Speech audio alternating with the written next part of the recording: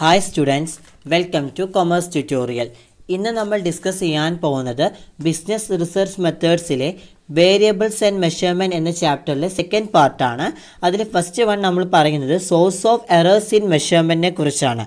Errors in the course of measurement can be traced to a number of factors എന്ന് വെച്ച് കഴിഞ്ഞാൽ ചില സിറ്റുവേഷൻസുകളിൽ measurement തെറ്റാനുള്ള സാധ്യതയുണ്ട്.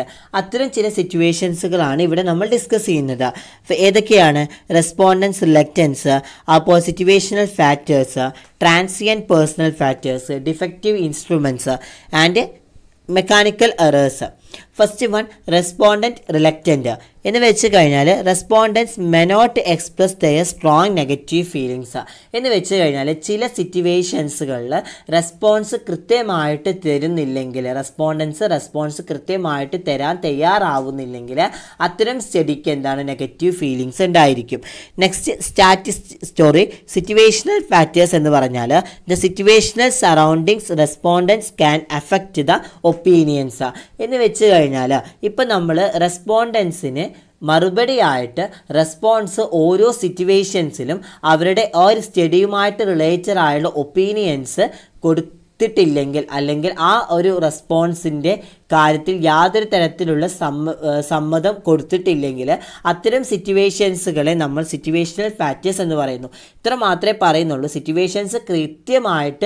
സിറ്റുവേഷൻസിനനുസരിച്ച് കൃത്യമായ മറുപടി പറയുന്നതിന് സമ്മതിക്കാത്ത ഒരു രീതി, ആ രീതിയെയാണ് നമ്മൾ ഇന്ന് സിറ്റുവേഷണൽ ഫാക്ടേഴ്സ് എന്ന് പറയുന്നത്.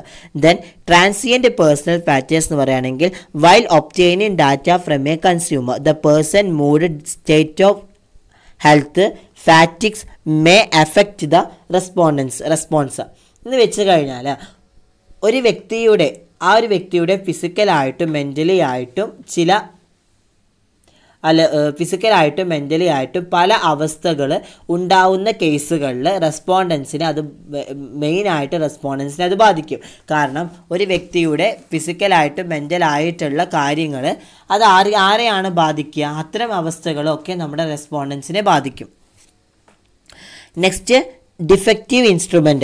In certain cases there may be lack of clarity of the measuring instrument. Besides this there may be variation in the administration of the measurement എന്ന് വെച്ച് കഴിഞ്ഞാൽ ഇവിടെ പറയുന്നത് നമ്മൾ യൂസ് ചെയ്യുന്ന ഇൻസ്ട്രുമെൻ്റ് അത് ചിലപ്പോൾ ക്വസ്റ്റിനെയർ ആവാം, അല്ലെങ്കിൽ ഷെഡ്യൂൾസ് ആവാം. അങ്ങനെയുള്ള ഇൻസ്ട്രുമെൻസുകളിൽ ചിലപ്പോൾ ചില തെറ്റുകൾ അല്ലെങ്കിൽ ക്ലാരിറ്റി ഇഷ്യൂസുകളൊക്കെ ഉണ്ടാവാൻ ചാൻസ് ഉണ്ട്.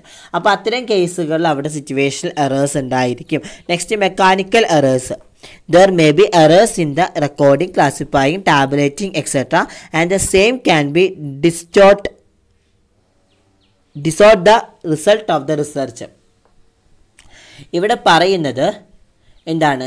നമ്മൾ റെസ്പോണ്ടൻസ് എന്ന് വെച്ച് കഴിഞ്ഞാൽ നമ്മൾ റെസ്പോണ്ടൻസ് ചോദിച്ച് ചിലപ്പോൾ നമ്മുടെ റെക്കോർഡിങ് ചെയ്യുന്ന സമയത്ത് അല്ലെങ്കിൽ ക്ലാസിഫൈ ചെയ്യുന്ന സമയത്ത് അതിൻ്റെ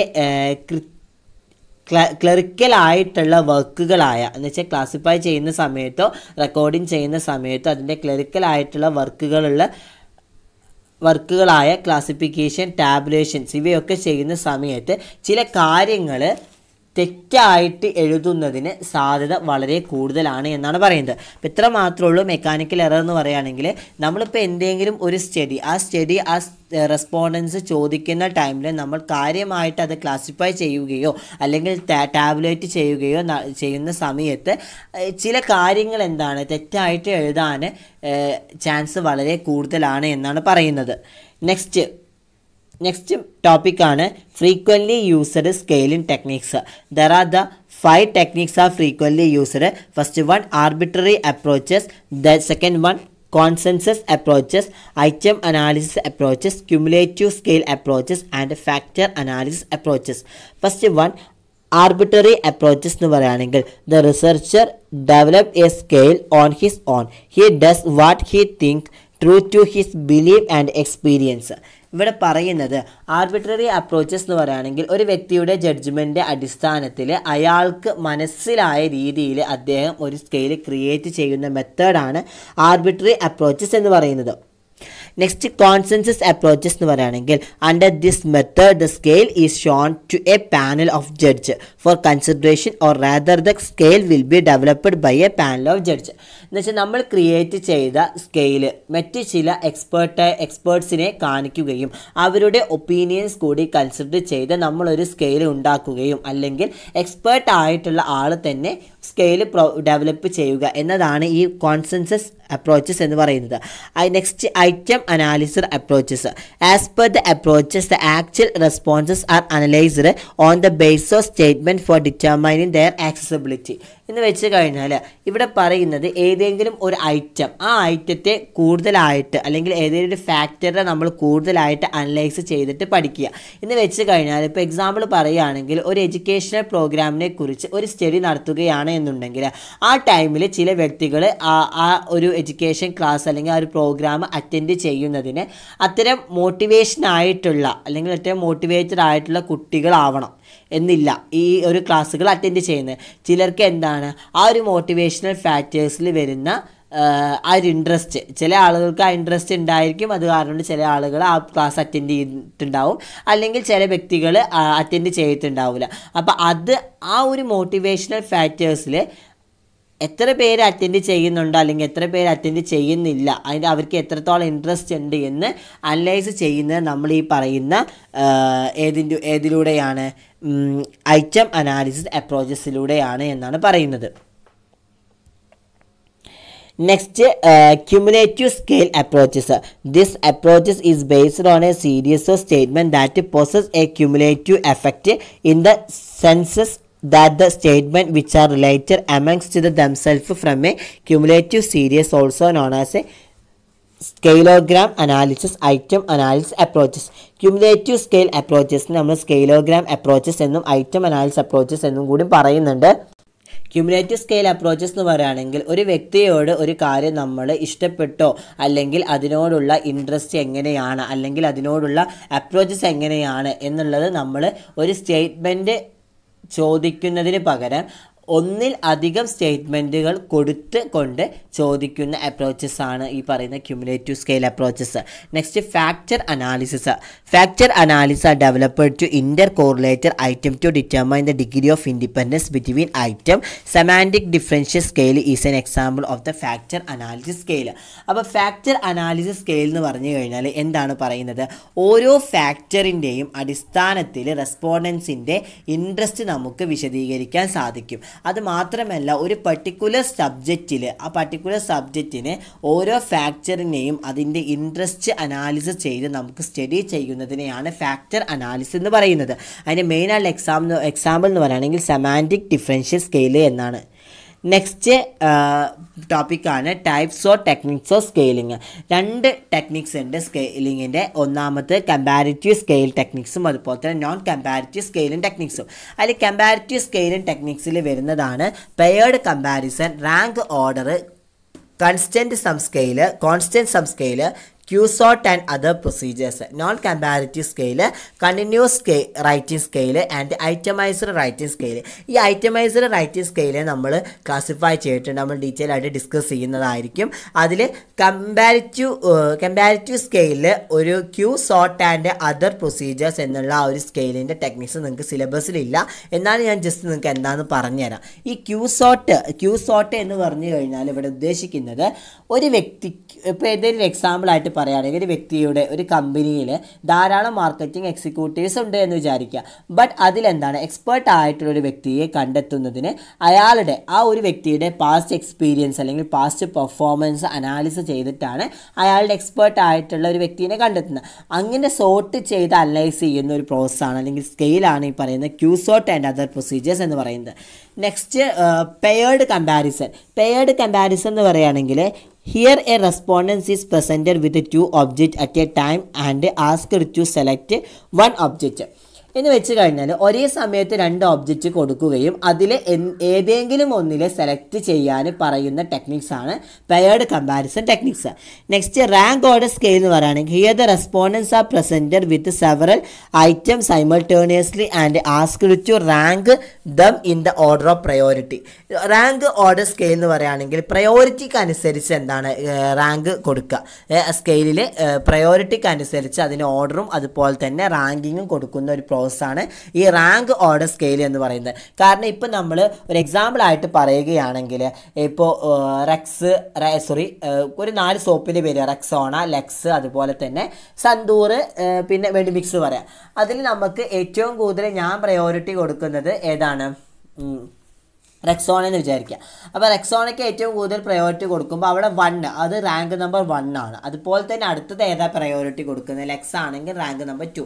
അപ്പോൾ കൂടുതൽ പ്രയോറിറ്റി ആർക്കാണ് കൊടുക്കുന്നത് അവിടെ റാങ്ക് 1ഉം പിന്നീട് കുറച്ച് പ്രയോറിറ്റി സെക്കൻഡ്, അങ്ങനെ റാങ്കിങ് ചെയ്തു പോകുന്ന ഒരു ഇതാണ് ഈ പറയുന്ന പ്രയോറിറ്റിക്ക് അനുസരിച്ച് റാങ്കിങ് ചെയ്തു പോകുന്ന രീതിയാണ് റാങ്ക് ഓർഡർ സ്കെയിൽ എന്ന് പറയുന്നത്. Next constant sum scale. The respondents are asked to allocate a constant sum of units such as the points among a set of the stimulus object with respect to some criterions.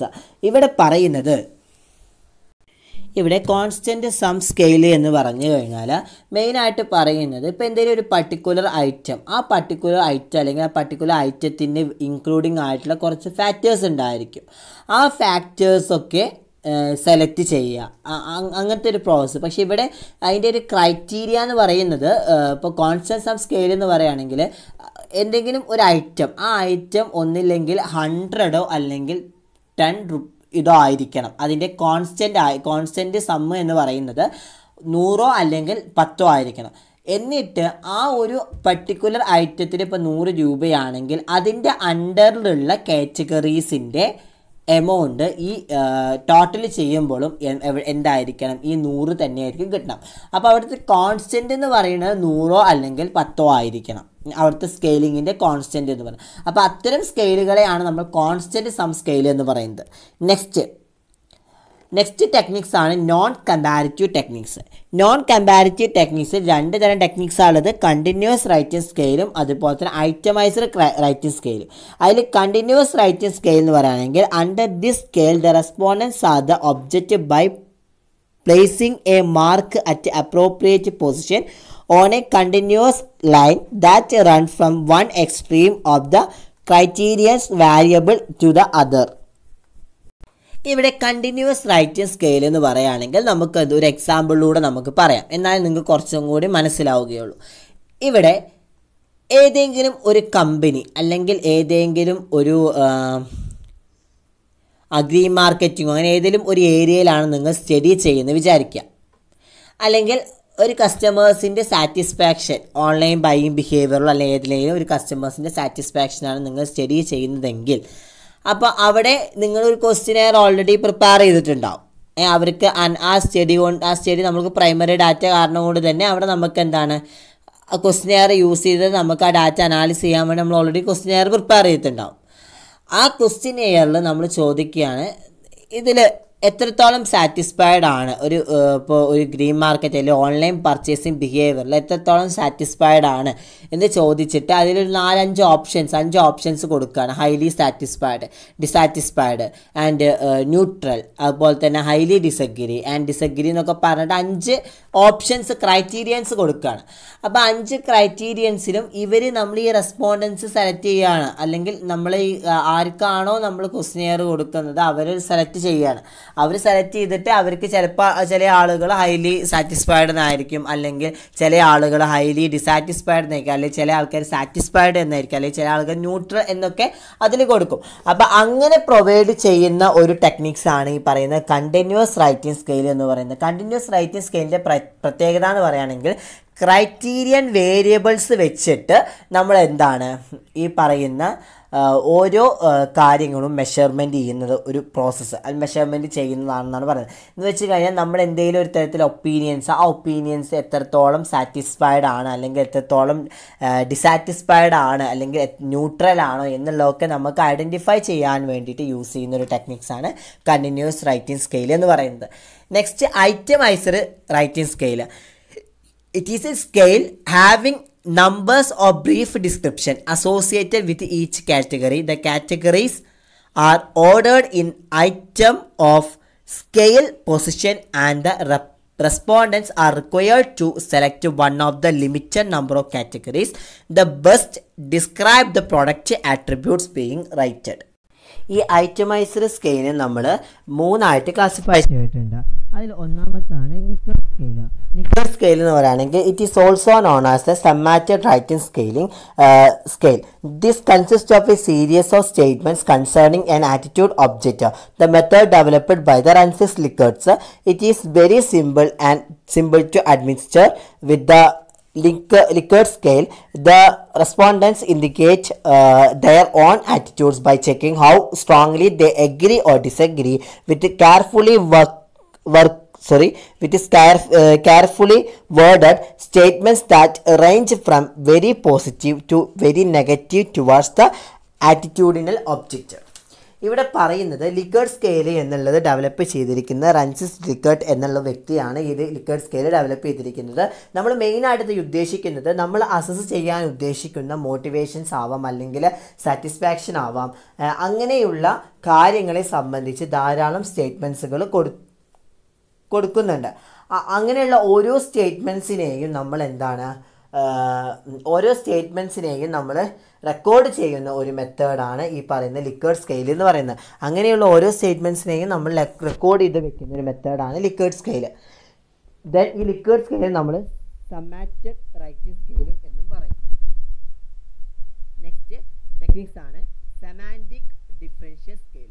Semantic differential scale എന്ന് പറയുന്നത് the respondents are asked to tick one of the 7 category which describe their attitudes. ഇവിടെ semantic differential scale എന്ന് പറയുകയാണെങ്കിൽ the respondents are asked to tick one of the 7 categories which describe their attitudes എന്നാണ് പറയുന്നത്.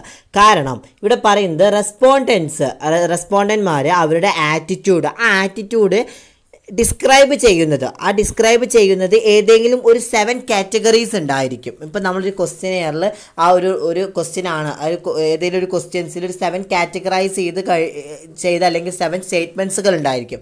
ആ സ്റ്റേറ്റ്മെൻറ്റ്സുകളിൽ ഏതെങ്കിലും ഒന്ന് മാത്രം tick ചെയ്യാൻ ആവശ്യപ്പെടുന്ന ഒരു പ്രോസസ്സ് എന്ന് വെച്ച് ഒന്നുകൂടി പറയാം. ഇപ്പോൾ നമ്മൾ മെയിനായിട്ട് പറയുകയാണെങ്കിൽ റെസ്പോണ്ടൻസ് അവരുടെ ആറ്റിറ്റ്യൂഡ് അത് ഡിസ്ക്രൈബ് ചെയ്യുന്ന തരത്തിൽ ഒരു 4 കാറ്റഗറീസ് ഉണ്ടായിരിക്കും. അല്ലെങ്കിൽ 7 സ്റ്റേറ്റ്മെൻറ്റ്സ് ഉണ്ടായിരിക്കും. ആ 7 സ്റ്റേറ്റ്മെൻറ്റ്സിൽ ഏതെങ്കിലും ഒരു സ്റ്റേറ്റ്മെൻറ്റ് അല്ലെങ്കിൽ ഏതെങ്കിലും ഒരു കാറ്റഗറി ഡിസ്ക്രൈബ് ചെയ്യാൻ പറയുന്ന ഒരു സ്കെയിലാണ് ഈ പറയുന്ന സെമാൻറ്റിക് ഡിഫറൻഷ്യൽ സ്കെയിൽ എന്ന് പറയുന്നത്. ഇപ്പോൾ ഉദാഹരണത്തിന് പറയുകയാണെങ്കിൽ ഇമ്പോർട്ടൻ്റ്, അൺഇമ്പോർട്ടൻ്റ്, അതുപോലെ തന്നെ എക്സ്പെൻസീവ്, ഇൻഎക്സ്പെൻസീവ്, അതുപോലെ അങ്ങനത്തെ ഉള്ള ഓരോ കാറ്റഗറീസ് ഉണ്ടായിരിക്കും. അതിപ്പോൾ അതിൻ്റെ ലെഫ്റ്റ് സ്ട്രീം ആണെങ്കിൽ അതിൻ്റെ മറ്റൊരു ഭാഗം എന്ന് പറയുകയാണെങ്കിൽ ഇപ്പോൾ ലെഫ്റ്റ് സ്ട്രീം ഇമ്പോർട്ടൻ്റ് എന്നുള്ളതാണെങ്കിൽ അതിൻ്റെ മറ്റൊരു ഭാഗം അൺഇമ്പോർട്ടൻ്റ് ആയിരിക്കും. അതുപോലെ തന്നെ ലെഫ്റ്റ് സൈഡ് ഈ ലെഫ്റ്റ് സ്ട്രീം ഈ പറയുന്ന എക്സ്പെൻസ് ആണെങ്കിൽ അതിൻ്റെ മറ്റൊരു ഭാഗം എന്തായിരിക്കും, ഇൻഎക്സ്പെൻസീവ് ആയിരിക്കും. അത്തരം കാറ്റഗറീസ് ഇത്ര മാത്രമേ പറയുന്നുള്ളൂ. റെസ്പോണ്ടൻസിൻ്റെ ആറ്റിറ്റ്യൂഡിനനുസരിച്ച് 7 കാറ്റഗറീസ് ഉണ്ടായിരിക്കും. ആ 7 കാറ്റഗറീസിൽ അവരുടെ ഏതെങ്കിലും ഒരു കാറ്റഗറീസ് ടിക്ക് ചെയ്യുന്ന ആ ഒരു പ്രോസസ്സ്. നെക്സ്റ്റ് പറയുന്നത് Thurston scale എന്ന് പറഞ്ഞു കഴിഞ്ഞാൽ it start with a large set of statement with the purpose of developing A focus for the scaling project. ഇവിടെ Thurston സ്കെയിലിൽ കുറേ സ്റ്റേറ്റ്മെൻറ്റ്സ് ഉണ്ടായിരിക്കും, അല്ലെങ്കിൽ ഒരു ലാർജ് സെറ്റ് ഓഫ് സ്റ്റേറ്റ്മെൻറ്റ്സ് ഈ തേഴ്സ്റ്റോൺ സ്കെയിലിൻ്റെ കേസിൽ ഉണ്ടായിരിക്കും. ഉദാഹരണത്തിന് നമ്മൾ പറയുകയാണെങ്കിൽ ഇപ്പോൾ ഒരു അബോർഷൻ്റെ കേസ് എടുക്കുകയാണ്. ആ അബോർഷൻ്റെ കേസ് എടുക്കുമ്പോൾ അതിലെന്താണ് ഒരുപാട് സ്റ്റേറ്റ്മെൻറ്റ്സുകൾ ഉണ്ടായിരിക്കും അല്ലേ. നമുക്ക് അബോർഷൻ ചെയ്യേണ്ട ക്രൈറ്റീരിയാസുകളും കാര്യങ്ങളും അങ്ങനെയുള്ള എല്ലാ സ്റ്റേറ്റ്മെൻറ്റ്സുകളും അതിലുണ്ടായിരിക്കും.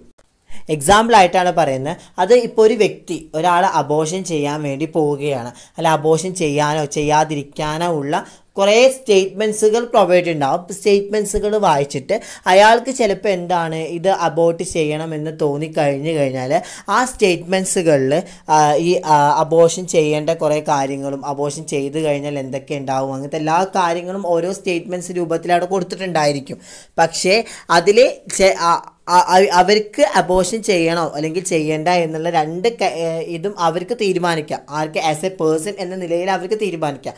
ബട്ട് അതിൽ ഇപ്പോൾ ഏറ്റവും അബോർഷൻ ചെയ്യേണ്ട ഒരു പ്രോസസ്സാണ് ആ ഒരു വ്യക്തി നോക്കുന്നതെങ്കിൽ അപ്പോൾ ആ ഒരു സ്റ്റേറ്റ്മെൻറ്റ്സുകളിൽ അതിൽ അബോർഷൻ ചെയ്യേണ്ട കുറേ പ്രൊസീജിയേഴ്സും കാര്യങ്ങളും ഉണ്ടെങ്കിൽ അതിലേക്ക് ടിക്ക് ചെയ്യുക.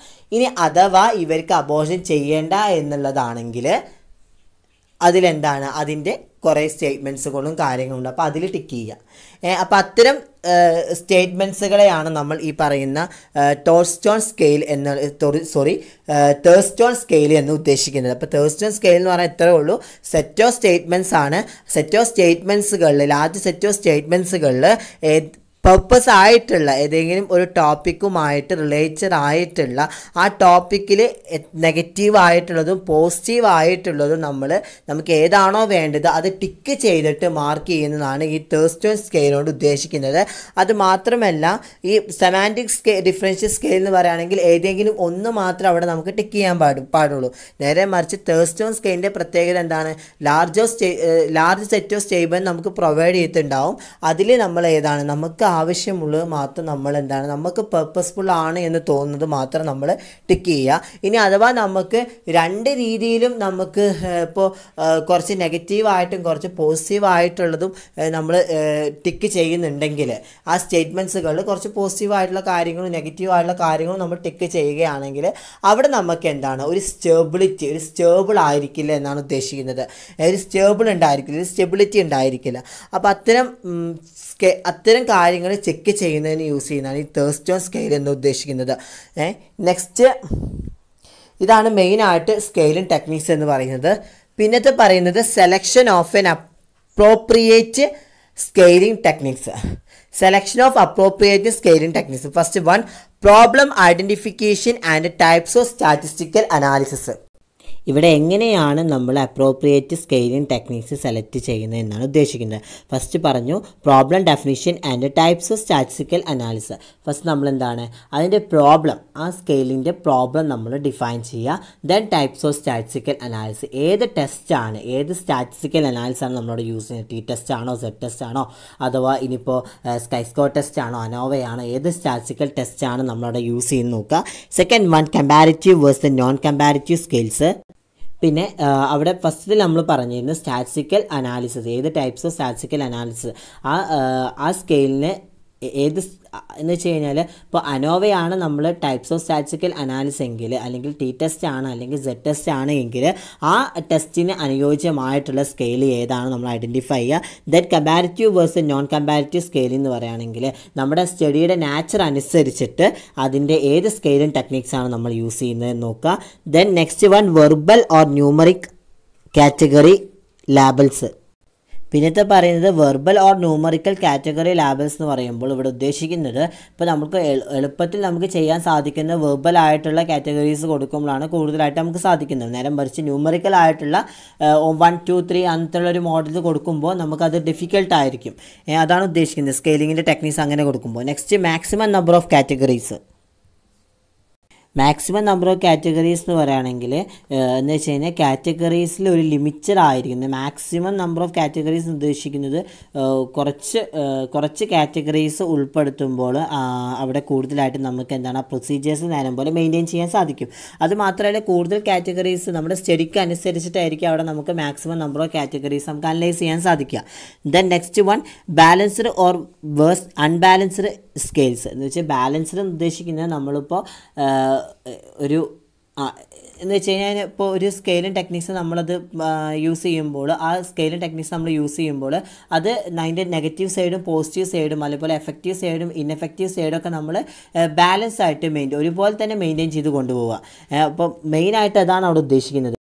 പിന്നെ അൺബാലൻസ്ഡ് സ്കെയിലിൻ്റെ കേസിലാണെങ്കിലും ഈ പറയുന്ന പോലെ തന്നെ നമ്മൾ എന്താണ് അത് കറക്റ്റായിട്ട് നമുക്ക് എന്താണ് മെയിൻറ്റെയിൻ ചെയ്യാൻ സാധിക്കില്ല. കാരണം ഈ പറയുന്ന നെഗറ്റീവ് ആണെങ്കിലും പോസിറ്റീവ് സൈഡുകളാണെങ്കിലും അതുപോലെ തന്നെ ഇൻഎഫക്റ്റീവും എഫക്റ്റീവ് ആയിട്ടുള്ള കാര്യങ്ങളൊക്കെ ആണെങ്കിൽ നമുക്ക് ആ ക്രൈറ്റീരിയ അനുസരിച്ച് നമുക്ക് എന്താണ് അത് ബാലൻസ് ചെയ്ത് കൊണ്ടുപോകുക. നേരെ മറിച്ച് അൺബാലൻസ്ഡ് സ്കെയിലിൻ്റെ കേസിലാണെങ്കിൽ നമുക്കത് ബാലൻസ് ചെയ്ത് കൊണ്ടുപോകാൻ സാധിക്കില്ല.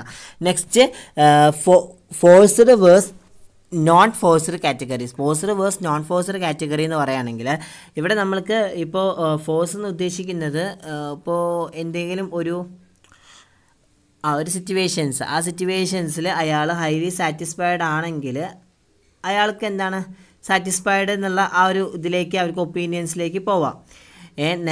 പക്ഷേ അവിടെ അയാൾക്ക് ഓപ്ഷൻ മാത്രമേ ഉള്ളൂ, സാറ്റിസ്ഫൈഡ് മാത്രമേ ഉള്ളൂ എങ്കിൽ അയാളത് ഫോഴ്സ് ചെയ്യിപ്പിക്കുകയാണ്. എന്ന് വെച്ച് കഴിഞ്ഞാൽ അനദർ ആയിട്ടുള്ള നൈദറെന്നോ അല്ലെങ്കിൽ ഡിസാറ്റിസ്ഫൈഡ് എന്നുള്ളതോ അല്ലെങ്കിൽ വേറെ അനദർ ഒരു ഓപ്ഷനും ഇല്ലാതെ തന്നെ ഒറ്റ ഓപ്ഷൻസ് മാത്രമാണ് അയാൾക്ക് പ്രൊവൈഡ് ചെയ്യുന്നെങ്കിൽ അവിടെ എന്താണ് ഫോഴ്സ്ഡ് കാറ്റഗറീസ് ആണ് വരിക. കാരണം അയാൾ ഫോഴ്സ് ചെയ്തിട്ടാണ് ആ ഒരു കാറ്റഗറിയിലേക്ക് കൊണ്ടുവരുന്നത്. നേരെ മറിച്ച് നോൺ ഫോഴ്സ്ഡ് കാറ്റഗറി എന്ന് പറയുകയാണെങ്കിൽ അയാൾക്ക് ഇഷ്ടമുള്ള ഏത് വേണമെങ്കിലും അയാൾക്ക് ഇപ്പോൾ ഇത് സാറ്റിസ്ഫൈഡ് ആണെങ്കിൽ സാറ്റിസ്ഫൈഡ് ആക്കാം, ന്യൂട്രൽ ആണെങ്കിൽ ന്യൂട്രൽ ആക്കാം, അല്ലെങ്കിൽ ഇനിയിപ്പോൾ ഡിസാറ്റിസ്ഫൈഡ് ആണെങ്കിൽ അതും ചെയ്യാം എന്നുള്ളൊരു ആ ഒരു ക്രൈറ്റീരിയ അവിടെ കൊടുത്തിട്ടുണ്ടായിരിക്കും നോൺ ഫോഴ്സ്ഡ് കാറ്റഗറിൻ്റെ.